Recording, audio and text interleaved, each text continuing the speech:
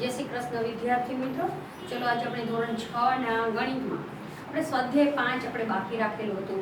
કેમ તો બાજુમાં ચોથું સ્વાધ્યાય આપણું ભૂમિતિને લગતું હતું અને પાંચમું પણ ભૂમિતિને લગતું હતું। બે ચેપ્ટર તમારે મિક્સ ન થઈ જાય અને સમજવામાં પછી આપણે ખ્યાલ ન રહે, એટલા માટે આપણે એ સ્વાધ્યાય આપણે બાકી રાખેલું હતું। એટલા માટે હવે આપણે પાંચમું સ્વાધ્યાય પાછું ચાલુ કરીએ કે જેથી કરીને બે સ્વાધ્યાય વડે ભેગા ન થઈ જાય। હવે આપણે સ્વાધ્યાય 5નું શું છે તો પાયાના આકારોની સમજૂતી। ચોથું શું હતું તો કે પાયાના આકારોનો ખ્યાલ હતો આપણે। હવે અહીં આપણે એના વિશે સમજૂતી મેળવવાની છે પાયાના આકારોની। તો એમાં આપણે શું શું શીખવાનું છે તો આપણે પહેલા એ જોઈ લઈએ કે આપણે આખા પ્રકરણમાં આપણે કેટલું આપણે શીખવાનું છે। તો સૌથી પહેલા રેખાખંડનું માપન કરતા આપણે એનું માપન કઈ રીતે કરવાનું આવે છે એ શીખવામાં આવે છે। બીજું જોઈએ તો કે ખૂણાનું માપન, ખૂણા આપણે જે આપેલા છે એનું માપન કરવાનું છે। તો આપણે એ પણ આપણે શીખીશું કે જુદી જુદી રીતે એનું માપન કરવાનું હશે તો આપણે કઈ રીતે કરવાનું છે એ આપણે અહીંયા શીખવાનું છે। પછી રેખાખંડની જોડ, છેદે, લંબ હોય, સમાંતર હોય એનો આપણે અભ્યાસ કરવાનો છે। પછી ખૂણાના પ્રકારો તો આપણે આગળ શીખી જ ગયા છીએ, લઘુકોણ, કાટકોણ, ગુરુકોણ, આ વિશે તમે શીખી ગયા છો। પણ આપણે નવું શું તો કે સરળ કોણ, પ્રતિબિંબ કોણ, સંપૂર્ણ ખૂણો, બરોબર, આ બધા આપણે નવા શીખવાના છે। આમાં પણ આપણે કંઈક નવું આપણે આગળ શીખીશું। હવે તો કે ત્રિકોણના પ્રકારોનું વર્ગીકરણ, તો શેના આધારે એનું વર્ગીકરણ કરવાનું છે તો કે ખૂણા અને બાજુઓના આધારે આપણે એનું વર્ગીકરણ કરવાનું છે। પછી ચતુષ્કોણના પ્રકારો કયા કયા છે તો સમાંતર બાજુ, સમબાજુ, ચોરસ, લંબચોરસ, બરોબર, સમલંબ, આ બધા એના પ્રકારો છે। આપણે એના વિશે પણ અભ્યાસ કરીશું।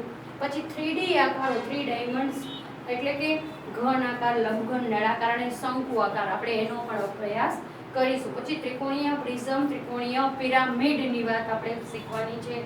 પછી તો કે ઘન, લંબઘન, નળાકાર, શંકુ આકાર ધરાવતી વસ્તુઓ આપણને કઈ કઈ છે તેનો આપણે આગળ અભ્યાસ કરવાનો છે। ચલો હવે આપણે અહીંયા જોઈએ કે રેખાખંડ, તો આપણે રેખાખંડ વિશે આપણે આગળ અભ્યાસ કરી જ ગયા છીએ। તો રેખાખંડ એટલે તો કે રેખાખંડ એ રેખાનો જ એક ભાગ છે, એ આપણે આગળ શીખી ગયા હતા કે આપણે અહીંયા એક રેખા હોય અને તેના ઉપર બિંદુ A અને B આવેલા હોય તો આ A અને B છે એ આપણે રેખાખંડ કહી શકાય, કારણ કે આ એરો છે એ અનંત, ડાબી અને જમણી બાજુ બંને બાજુ રેખા છે અનંત સુધી જાય છે, પણ આ બિંદુ A અને બિંદુ 2 છે એ રેખાખંડ સૂચવે છે, કારણ કે ત્યાં સુધી જ એનું માપન થાય છે। એટલા માટે જ આપણે કહી શકીએ છીએ કે રેખાખંડને બે અંત્ય બિંદુઓ હોય છે। તો એ આપણે જોઈ શકીએ છીએ કે આ બે અંત્ય બિંદુઓ હોય છે અને તેનું વચ્ચેનું અંતર એ રેખાખંડની લંબાઈ હોય છે, એટલે કે આ જે એના વચ્ચેનું અંતર છે એ એની લંબાઈ હોય છે, એટલે કે આપણે રેખાખંડને માપન કરી શકીએ છીએ, તેને માપી શકીએ છીએ। હવે તો રેખાખંડની લંબાઈ માપપટ્ટીથી માપી શકાય છે, બરોબર, પણ રેખાખંડનું ચોક્કસ માપન કરવા દ્વિભાજક અને માપપટ્ટીનો ઉપયોગ કરવામાં આવે છે। હવે માપપટ્ટીથી જ્યારે માપવામાં આવતું હોય તો બીજો આગળના પોઈન્ટમાં કહ્યું કે આપણે રેખાખંડનું માપન કરવું હોય તો આપણે કઈ કઈ રીતે કરી શકીએ તો કે અવલોકન દ્વારા પણ કરી શકીએ। પણ અવલોકન દ્વારા તમે અહીંયા આપણે બે રેખાખંડ મેં દાખલા તરીકે દોરેલા હોય,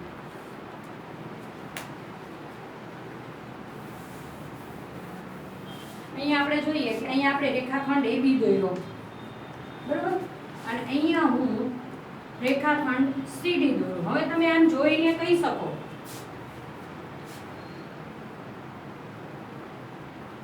AB રેખાખંડ અને CD રેખાખંડ, આપણે બે રેખાખંડ દોર્યા। આનું અવલોકન, અવલોકન એટલે કે જોઈને આપણે એને કહી શકીએ કે આ બે રેખાખંડ જોવાથી આપણને કેવા લાગે છે તો કે સરખા લાગે છે, એટલે તમે કહી શકો કે AB રેખાખંડ બરાબર CD રેખાખંડ એ બરાબર લાગે છે।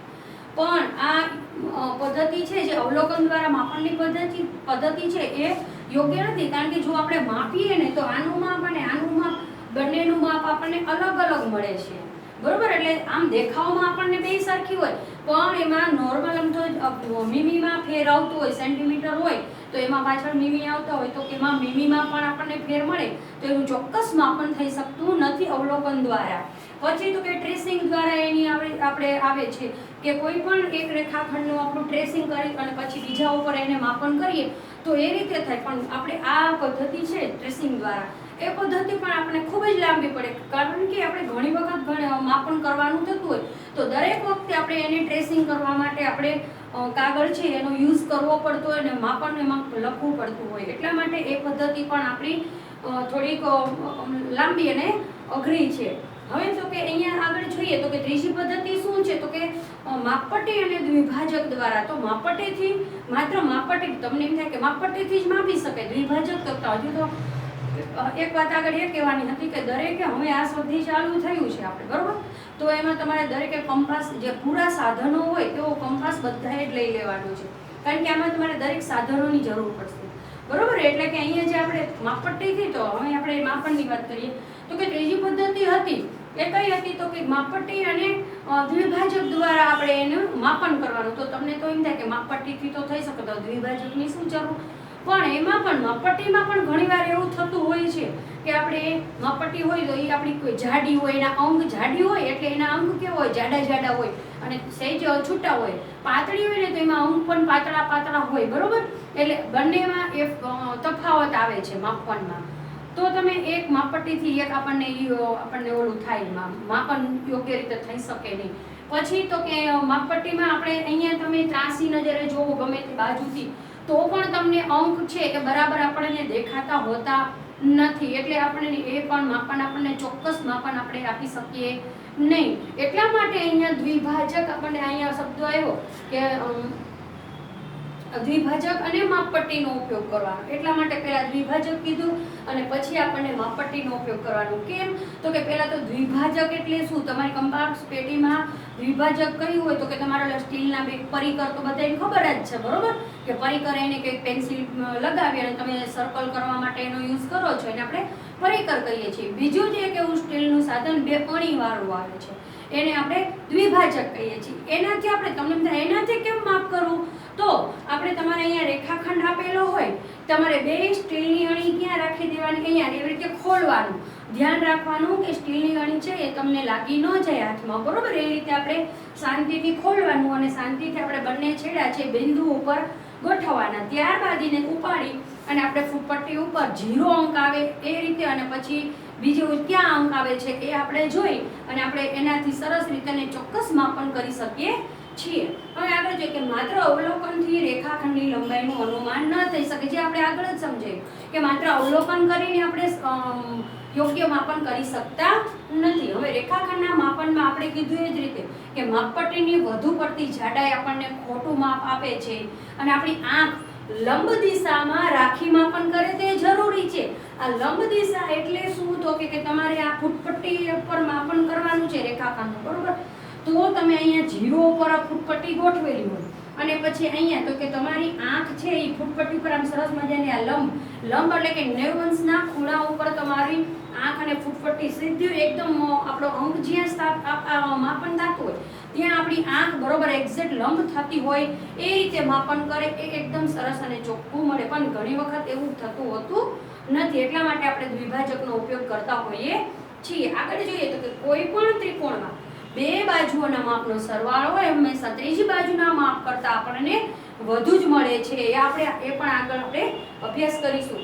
હવે આગળ તો કે એબી રેખાખંડ ઉપર કોઈ બિંદુ સી હોય, માનો કે આપણે અહીંયા એબી રેખાખંડ આપેલું છે અને અહીંયા બિંદુ આપણે સી લઈએ તો શું થાય? તો કે AC, બરોબર? AC પ્લસ આ BC અથવા CB બે થયું તો કે બેયનો સરવાળો છે એ એબી રેખાખંડ બરાબર આપણને થાય છે. ચલો હવે આપણે અહીંયા સ્વાધ્યાય 5.1 માં આગળ જોઈએ તો પ્રશ્ન પહેલો છે કે માત્ર નિરીક્ષણ કરી રેખાખંડની સરખામણી કરવામાં કયો ગેરલાભ થાય છે? તો એ આપણે આગળ હમણાં આપણે શીખી જ ગયા, છતાં પણ આ પ્રશ્નનો જવાબ આપણે અને અહીંયા બે રેખાખંડ તમને આપેલા છે કે AB અને CD રેખાખંડ આપણે જુઓ તો તમને દેખાવમાં કેવા લાગે? તો કે બે સરખા લાગે છે, પણ તેનું જો માપન કરો તો એનું માપન કેટલું છે? તો કે CD બરાબર 2 સેન્ટીમીટર હતું અને AB છે એ 2.5 સેન્ટીમીટર. આ રીતે ઘણી વખત મેં તમને હમણાં જ કીધું એમ કે પાછળ મીમીમાં આપણને તફાવત હોય પણ આપણને બે સરખા લાગતા હોય તો આ 2 સેન્ટીમીટર છે એટલે આપણને ધ્યાનમાં આવે કે 2 સેન્ટીમીટર છે, પણ પાછળ 1 કે 2 મીમીનો પણ જો ફેર હોય ને તો પણ એ આપણું માપન ખોટું પડે. તો અહીંયા તમે જુઓ કે માત્ર નિરીક્ષણ કરીને બે રેખાખંડનું લંબાઈ કરવું એ ઘણી વખત આપણું ખોટું પડે. અને બાજુમાં આપેલ આકૃતિમાં આપણે જોયું કે AB અને CD રેખાખંડ આપેલા છે તો એમાં બંને રેખાખંડની લંબાઈ આપણને જોવામાં કેવી લાગે છે? તો કે સરખી લાગે છે, પણ જો એ બે રેખાખંડનું આપણે માપન ફૂટપટ્ટી અને દ્વિભાજક દ્વારા કંઈ કરીએ તો આપણને 2 સેમી અને 2.5 સેમી જોવા મળે છે. આ રીતે આપણને એનો ગેરલાભ થાય છે. ચલો આપણે ક્વેશ્ચન નંબર 2 જોઈએ કે રેખાખંડની લંબાઈ માપવા માટે માપપટ્ટી કરતા દ્વિભાજક શા માટે વધુ ઉપયોગી છે. તો એ પણ આપણે આગળ હમણાં જ આપણે ટૂંક સારમાં આપણે જોયું, પણ અહીંયા આપણે જોઈએ કે તમારે આ નોટબુકમાં બધા જ પ્રશ્નના જવાબ પણ લખવાના છે, બરોબર. ચલો આપણે જવાબ જોઈએ તો કે માપપટ્ટી વડે રેખાખંડની લંબાઈ માપતા કેટલીક વાર આપણને એનું માપન ખોટું મળતું હોય છે. તો કેમ, એનું શું કારણ છે? તો આપણે જોયું કે માપપટ્ટી પરના આંકાની પ્રમાણભૂતતા, એટલે કે આંકા ઘણી વખત મેં કીધું એમ કે આંકા ફૂટપટ્ટી જાડી હોય તો એના આંકા ઘણી વખત જાડા અને મોટા હોય તો પણ માપન એનું અલગ આવે છે, અને તમે એમાં અને પાતળા આંકાવાળામાં માપો તો પણ આપણને માપ બેમાંથી અલગ માપ મળતું હોય છે. એટલે એની આંકાની પ્રમાણભૂતતા, માપપટ્ટીની જાડાઈ, પછી આપણા માપનની રીતની ક્ષતિ, એટલે કે આપણે જોવાની દ્રષ્ટિ, એટલે કે આપણે સીધું લંબ થતું હોય, ફૂટપટ્ટી ઉપર આપણી આંખ લંબ થતી હોય તે રીતે જોવાથી જ આપણને ચોક્કસ માપ મળે છે.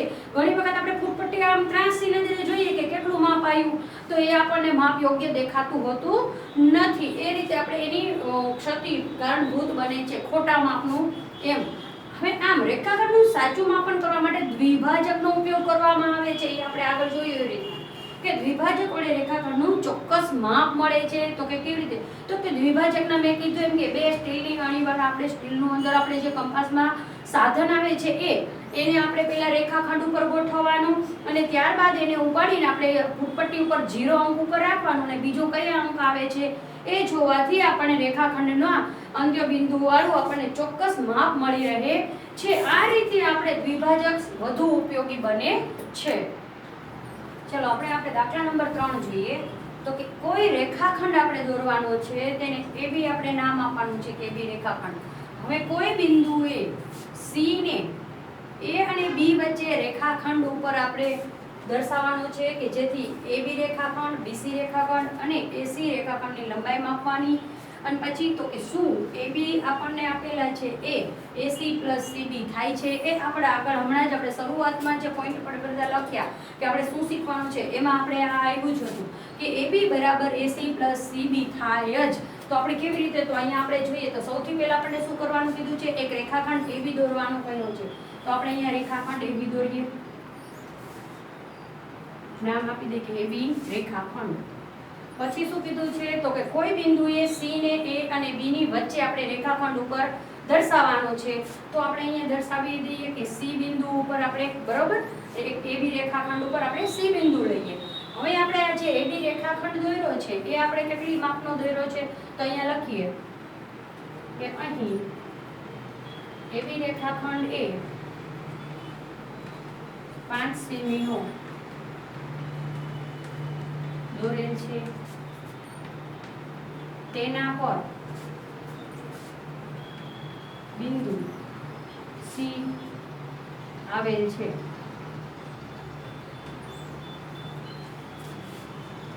હવે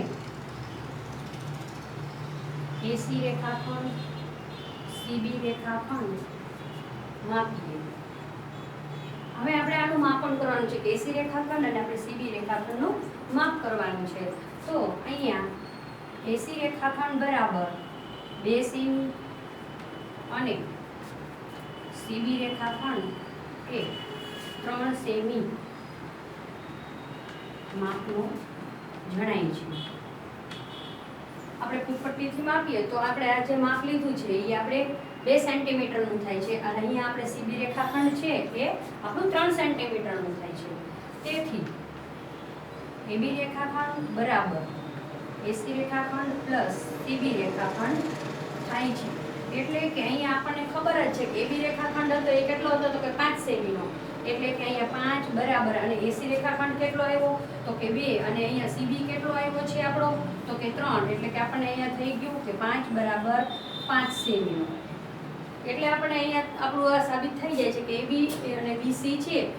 AB રેખાખંડ ઉપર BC અને AC ની લંબાઈ આપણે માપી તો આપણને આપણું આ જે છે ફોર્મ્યુલા એ આપણે આગળ જ અભ્યાસમાં આપણે હમણાં શીખ્યા હતા. તો એ જ રીતે આપણે અહીંયા સાબિત થાય છે. ચલો હવે આપણે દાખલા નંબર 4 જોઈએ કે રેખા પર 3 બિંદુઓ A, B અને C છે. જો AB બરાબર 5 સેમી અને BC બરાબર 3 સેમી હોય અને AC બરાબર 8 સેમી હોય તો કયું બિંદુ વચ્ચે આવશે એ આપણે શોધવાનું છે. તો પહેલા સૌથી પહેલા અહીંયા આપણને કીધું છે કે AC બરાબર 8 સેમી છે, તો આપણે AC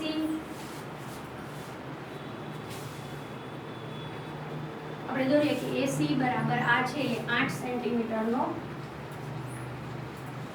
દોરીએ. હવે તો કે અમે શું કીધું છે, અહીંયા આપણને કીધું છે આગળ AB બરાબર કેટલા સેન્ટીમીટર આપ્યો છે 5. તો આપણે ફૂટપટ્ટીના માપ દ્વારા અહીંયા A ઉપર 0 બિંદુ રાખી અને જ્યાં 5 સેન્ટીમીટર આપણે થાય છે બરોબર, ત્યાં આપણે આપી દઈએ B નામ. એટલે કે આ આવ્યું છે આપણું એ AB બરાબર કેટલું આવ્યું તો કે 5 સેન્ટીમીટર આવ્યું. અને હવે તરત જ આપણને ખ્યાલ આવી જાય કે BC બરાબર આપણું અહીંયા છે આ શું આવ્યું તો કે આ આપણને આવ્યું 3 સેન્ટીમીટરનું આવ્યું માપ. હવે આપણે અહીંયા આગળ લખીએ કે સૌપ્રથમ AC રેખાખંડ બરાબર 8 સેન્ટીમીટર નો દોરો. ત્યારબાદ એ બિંદુ પરથી 5 સેન્ટીમીટર દૂર B નામ આપ્યું.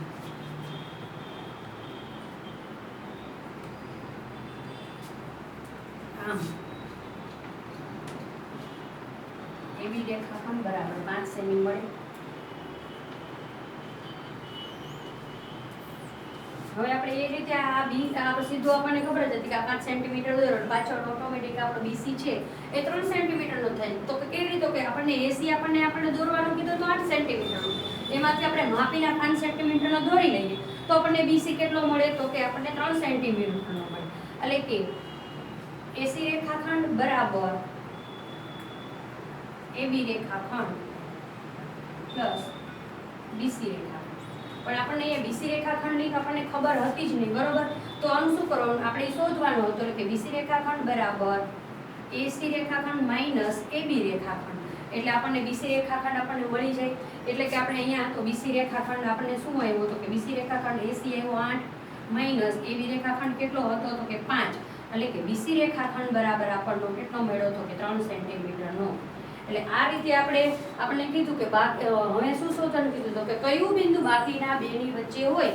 તો આપણને અહીંયા તમે રકમમાં જુઓ ને ત્યાં જ આપણને ખબર પડી કે AB 5 સેન્ટીમીટરનો BC 3 સેન્ટીમીટરનો આપ્યો છે અને આપણને ટોટલ AC આપ્યો છે 8 સેન્ટીમીટરનો. એટલે કે માટે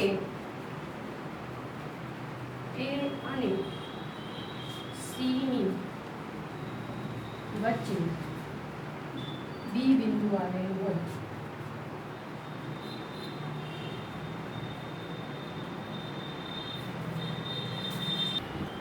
હવે જો આપણે અહીંયા પહેલો પ્રશ્ન અને બીજો પ્રશ્ન હતો કે માત્ર નિરીક્ષણ કરીને આપણે રેખાખંડનું માપન કરવાનું અને દ્વિભાજકનો ઉપયોગ. પહેલો અને બીજો પ્રશ્ન 5.1માં પહેલો અને બીજો પ્રશ્ન જે આપણે પ્રશ્નના જવાબ લખ્યા આપણે બરોબર, એ બે આજે તમારા હોમવર્કમાં કરી અને યાદ કરીને સરસ રીતે પાકા કરી લેવાના રહેશે.